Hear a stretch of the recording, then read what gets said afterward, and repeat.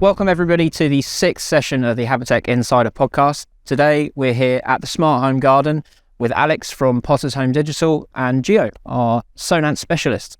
The whole point of this episode is going to be short and sweet compared to the others, but we really wanted to give everybody an insight into some of the success that Alex and his team have had here, and talk about the opportunity that is outdoor living, outdoor audio, outdoor technology in general. So Alex, would you mind giving us a quick introduction on who you are, your business, and the sort of belief and concept behind this, where it came from? Yeah, absolutely. Thank you. I'm Alex at Potter's Home Digital, and I've been sort of dealing with smart homes automation for around 20 years. And the Smart Home Garden where we are today was born out of the need of people wanting to take their technologies that they're used to from indoors to outdoors, and the space itself is one where we wanted to keep technology as part of the design first. So it's not let's do a garden and then put some technology within it. We really wanted to strip that back and take the approach that we as integrators do in clients' homes, and really go back to design first, and how can we incorporate technologies, how can we incorporate solutions to be in keeping with the design. Okay. So I suppose the interesting part for me was, what was the realization for you as the business owner where you thought, actually, we're missing something here, or there's a wave coming here of outdoor living? What was the first step in that process that made you think we can change how we work here? Yeah, sure. And believe it or not, it was before COVID, but COVID has only amplified this thinking. And we started to come up with this idea. It was myself and Lance, my business partner, just during a meeting, for what could we do that would make more use of this outdoor space directly behind our showroom here in Tenterden? How can we make better use of our overgrown, unused garden?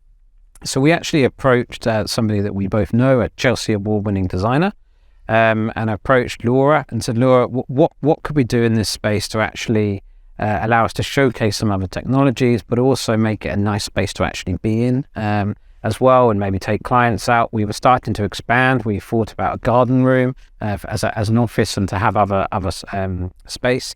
And then she started to come up with more and more dream ideas, and that's sort of what has borne out what we're sitting in today, which is the Smart Home Garden. A lot of the ideas from our side actually came from conversations we had with Sonance. So we sat down with Sonance and sort of discussed the concept and idea of us building a show garden. And they presented to us some research that had been conducted in America from the Association of American Landscape Architects. And they asked homeowners, if you were going to undertake a new outdoor renovation project, what would the top 10 considerations be? And in that top 10, lighting from memory was number 1, audio was number 4, video was number 5, Wi-Fi was number 7, and wireless charging, believe it or not, was 10. So it was that sort of information that we thought, well, in the UK, we generally follow the US, sort of 2 to 3 years behind in uptake and adoption. So we thought, well, we must be onto something here. And then as we were doing the build, we further cemented that thought process because Samsung, the global number 1 TV brand, brought out their outdoor TV, the Terrace. So we had the first 75-inch Terrace come into the space, and that again just reinforced our belief into the growth of outdoor solutions and outdoor technology, and people wanting to bring technology from indoors out. Cool. And did you find that, whilst we're sat in this fantastic showroom, I'm sure there was it was a long and hard and stressful process to get it to the stage that it's at the moment. But did you find that before the showroom that you were doing much in outdoor, whether that was audio or Wi-Fi? Did you do anything before this? Yeah, we did, which was another reason of us starting to embrace it more. We've used the Sonance range of speakers, the garden series, the patio, landscape, rocks, mariners for quite a while, and the growth of that was becoming apparent. And And it was also the difference of that, just very simply put, we're so used to working with property developers, architects, interior designers, but the concept's the same. I've just taken it outdoors. Yeah. Now working with garden designers, garden build contractors, landscape designers, and exactly, and some of the other partners that we've used in this particular space.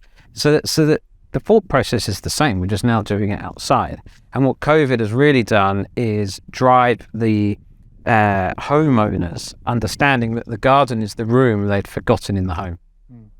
And that was a key one. It's the room everyone forgets in their home is the garden. Yeah. And the opportunities are endless. Before coming here today, obviously I'd seen pictures and videos of the space we're currently sat in, but I think what's key for the people that are listening on Spotify or Apple Music is please watch the video of this, because you need to understand we're not just sat in a garden that's just loaded up with speakers. It's really nicely designed. We've got an outdoor kitchen. There's a lovely summer house behind us, which isn't actually in shot, but it is a proper outdoor living space as if it was set up in someone's home. There's sculptures here, like there's really nice planters. It's just really, really well done. You should be really proud of what you've achieved here. Thank you.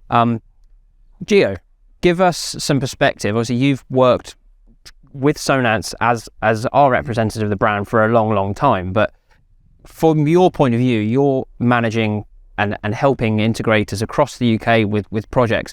Sonance has had the patio series, garden series and landscape series for a long, long time. But obviously now with the acquisition of James loudspeaker and a lot of the customization options that we never had access to before as Habitech, or really an industry, I don't think. What are some of the benefits to having James and Sonance? What can we achieve? Well, I mean, the Sonance products are great when you have softscape to be able to put those speakers into or to hide them. When you don't have that facility, if there's a lot of hardscape area, which to some degree there is some where we are now, it allows us to go that extra length and to hide those speakers. With James, we have so many more opportunities to hide the speakers away. And that's what you do when you've got a beautifully landscaped garden like this is. What you don't want to see is the technology. And as Alex and his team have done here, it's been amazing to see a transformation of a space. And you have to look twice to see the technology and find the technology. If you weren't aware of what you were looking for, I would dare say that you wouldn't even see it. So having the James product line up there to support the Sonance subsystems just allows us to be able to hide those speakers more. And we can go into more detail about what you've got here and how you've managed to hide away a lot of that technology and a lot of the speakers. I think from our point of view, and I can say this as an account manager for Habitech, where I think Sonance was that off the shelf product, it's fantastic, it's not going anywhere. But what I think the introduction and acquisition of James has done is allow us to add layers in these outdoor spaces. So instead of it just being the standard 4.1, 8.1, 8.2 sub-satellite system spread out throughout the flower beds, we've got a mix of the James wedge. You could put the planters in here as well, and then all of a sudden you're creating more of a 3D element to audio outside. You're creating an atmosphere, which obviously the garden series and patio and landscape are fantastic at doing, but you're just adding additional layers in to localize that experience and just keep it balanced throughout. Yeah, and it just allows you to also blend the technology and those items in better to this. So if you wanted a particular colour to match the floor or the ground or the stonework, then you can have that. You can RAL colour and match a planter to blend in with whatever stonework you're putting in place. And it allows you to also hide subwoofers into spaces that you couldn't normally put subwoofers. All of James speakers can be made marine grade. So it allows you that extra opportunity to go, right, okay, if we can't put a buried subwoofer here or a buried speaker here, let's use something that we normally use inside, make it marine grade, and we can hide it and put it somewhere else. Would you say that kind of is the case in this particular situation? Absolutely, and we've adopted that. I mean, our smart bench, as we've aptly named it, has a pair of James sort of speakers which we've integrated into the stone face. So before we worked with a specific Master of Stone company in Yeovil, a company called All Green Group.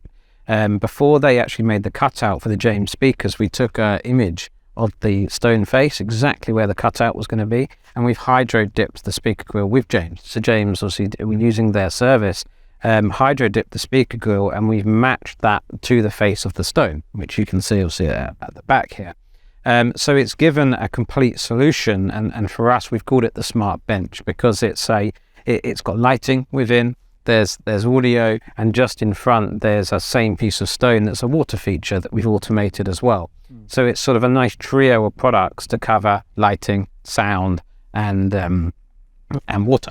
Yeah, Sure. amazing. That hydro dipping process, I think, is a bit of a game changer. For those that don't know what hydro dipping is, essentially it is a way to take an image of a texture. It could be a stone finish, it could be a wood grain, it could be anything really. They use it a lot in F1 on helmet designs and things like that, but you can take an image of anything and apply it to a product. So think of, as Alex described, the smart bench here as a particular stone finish across the front.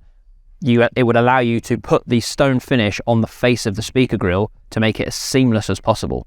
And that just goes back to the design to disappear mantra of Sonance, is let's take that technology. It's going to perform really well. It's going to be good quality, but let's minimize the aesthetic intrusion on the space as much as we can. So Alex, in terms of the space that we're sat in now, obviously this has been up and running a year and a half-ish? Over a year. Just over a year. And talk us through some of the events. Like as the business owner, it's all well and good having the showroom, right? But how do you get people here? And when they're here, what do you do? Do you host certain events? Who are you hosting here? Sure. It's a mix. We made a big focus last year to drive more the B2B channel initially. So working with garden designers, working with garden build companies, because that industry is almost, they've never experienced what we can do to this sort of level. So the space, and when we bring these professionals into this space, they're used to lovely spaces in gardens and the design. That's what they do. But they're not used to hidden technology, the immersive experience they get when the screen's open in the outdoor cinema, and what's revealed is the technology within their sort of design. They're not used to how, by using a subsat approach with speakers, controls audio. They're used to just a client putting speakers on their wall. They're not used to lighting control. So it comes back to my point. It's a little bit like when we work with property developers and architects, but we're just bringing it outside. So when we tour those B2B partners around the space, it's to allow them to think forward and answer the questions that their clients will be asking them for. Oh, we'd quite like audio. We actually would quite like a TV out in this space as well. And the garden designers have never dealt with this. So now they have somewhere to come. They can bring their clients, which is the other angle, and why we went B2B first, is because then this space is for them to bring the clients to. And we truly collaborated with the landscape industry when we did this project. We didn't just build it ourselves and do it ourselves. Leaning on Laura and her connections with the landscape industry, we actually went to big players like London Stone, like the Master Stone company I spoke about in Yeovil, to a very high-end garden room company, to nurseries for planting, to the sculpturist who does the outdoor sculptures. And the reason we did that is to truly collaborate. And the James story we just had of the bench is sort of akin to that, where for the first time, two industries, the landscape industry and our industry, were truly collaborating, not just as an integrator doing something, truly collaborating to create something a bit special. And that's why this space is one of the only of its type in Europe. Yeah, it's pretty unique and special, and it's really worth, it's one thing to see it on social media, but then when you come and literally sit in here and have a proper look around, it is truly something else, and it's an oasis in kind of the Garden of England, isn't it? Really, yeah. It's just beautiful. Yeah, definitely. It does help also being on a nice sunny day. Definitely. Alex, I'm interested. Of the people that do come through, I think we can all assume, yes, the reaction is going to be, it's amazing. So I'm going to ask you two questions. Yep. One, when you've had people, whether that's B2B, as you said, or end users through the space, what's been a memorable reaction to you of in a positive way? Yep. And then the second question is going to be, what's the worst reaction you've had, just out of interest? They're very positive, and what we've really found and played on as well is the immersive side of this space. You alluded to it earlier. We have lots of areas to this garden, and it's done as like rooms almost. That's why we did it. It's so that you can take people on a journey through the space and also showcase different things. So we have the more tranquil area up there with the water, where we have the Sonance rock speakers and the James in the stone. We have the outdoor cinema, which is a space in its own, and that has to be the number one wow space. It is when you explain to the client, a touch of a button, the metal Core 10 panel screens open up, and there's the TV behind, and they would never have known. That's the moment where they just go, wow. So that's the biggest sort of take home. Even just flowing through to having conversations with clients about an outdoor kitchen space, the big green egg, the Della Vita pizza oven. We've had to learn quite a lot of things that aren't technology. Talking to people about different types of stone and porcelain. And there's been some sort of challenges there, but it's been fun. In terms of a negative reaction,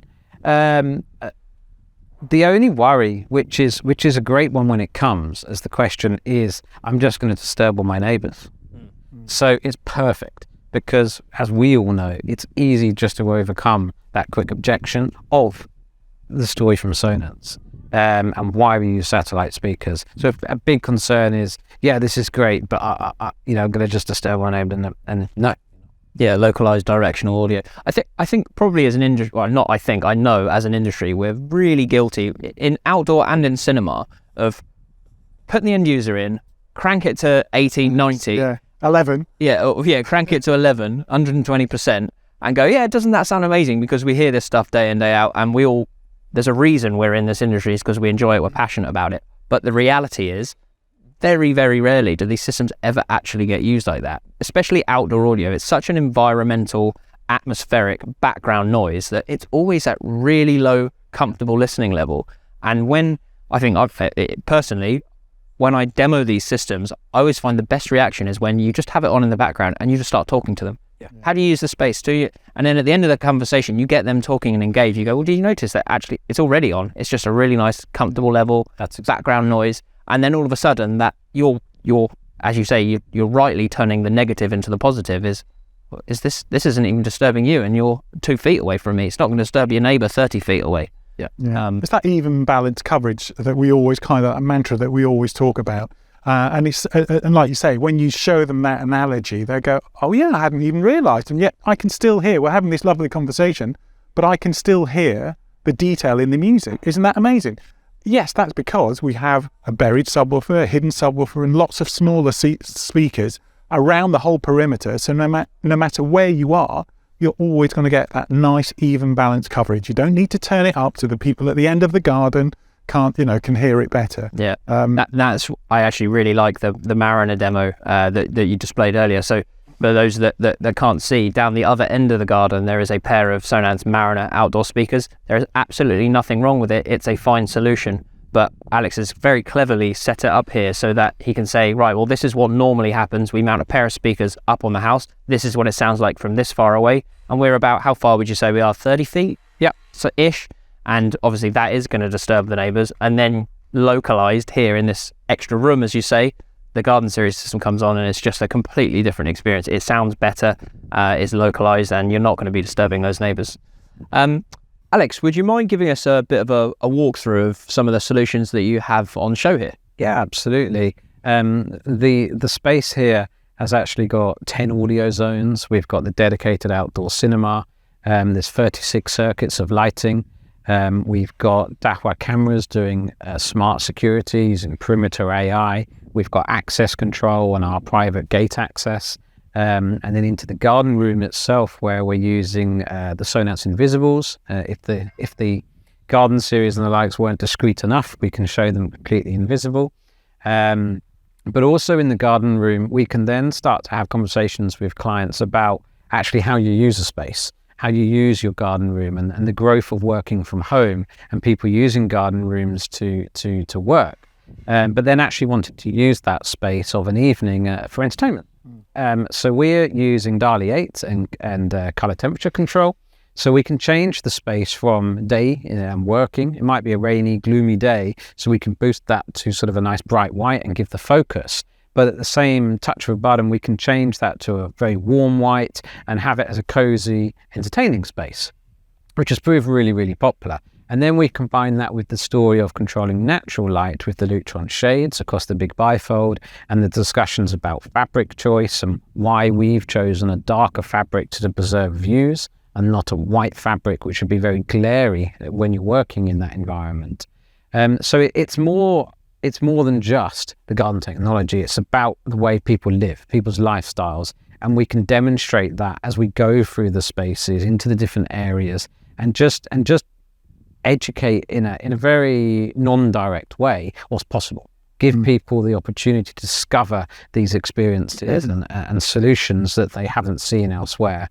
And that's really big, isn't it? You hit a very key point there, which is we're not selling, you're just showing them what's possible. And I think a lot of people within our industry are very guilty of pricing with their own wallet. This is not a hard sell, but show people this stuff and they naturally will probably gravitate towards it because they're in a nice space, it's in a real environment, and you're not going buy, buy, buy. You're just saying, look what we can do here. How fantastic is this? We've got, as you say, sit down, nice gin and tonic, sun's out, sit down here, relax, unwind, pause for a second. Actually, we're in a really nice tranquil space. Oh, by the way, can we now show you some things? And as we discussed off camera earlier, I think where we as an industry are very guilty of, certainly in the UK market, I think we are hyper focused on cinema rooms and media rooms. I get it, they're interesting, they're fantastic, and I understand the passion behind it, but there's so much left on the table that people just aren't talking about. The opportunity is massive, and by having this space here and inviting those people through, I think you're absolutely unlocking a whole bit of budget that is always there. People just weren't going for it. Yeah, absolutely.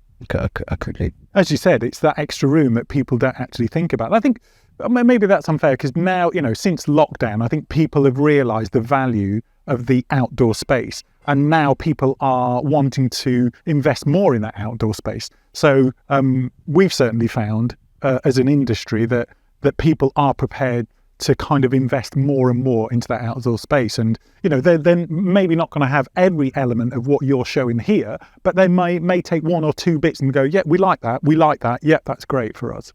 Absolutely. Alex, you mentioned again something off camera that I found very interesting, and I'd like people to hear, which was we were talking about budget. And as we're specifically talking outdoor today, was if you have a homeowner, a client that's got a set budget in mind and you're talking inside the home, and then you start to bring that conversation outside, which is a whole different, it's the whole budget for inside generally in an outdoor space. How do you find those conversations go? How do you, I know not pitch it, but how do those budget conversations happen? Absolutely. And this was one of the things, as I said, that really surprised me.